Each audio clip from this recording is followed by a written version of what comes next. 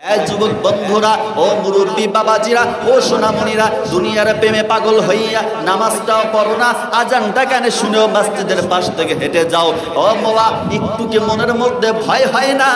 একটু কি মনের মধ্যে চিন্তা হয় না, হায়রে যদি মারা যাই ওই রব্বে কারিমের সামনে কি জবাব দিব?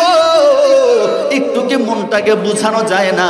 মানুষের সাথে যখন মাথা লাগাইয়া ঘুমাও, একটু চিন্তা করিও, আজরাইল যদি এসে হাজির হয়ে যায়, আমি কত বড় টাকাওয়ালা আজরাইল দেখবে না? আমি কত বড় বক্তা আজরাইল দেখবে না? আমি কত বড় ক্ষমতাশীল আজরাইল দেখবে না? আমি কত বড় হাফেজ, কত বড় আলেম আজরাইল দেখবে না?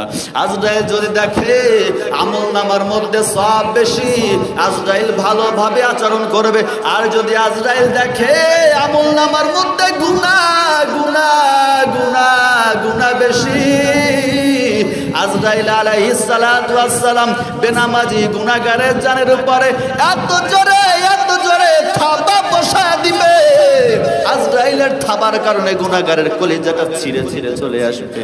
এর জন্য নিজেকে সুন্দর করে গড়িও, ইসলামের পথে চলিও।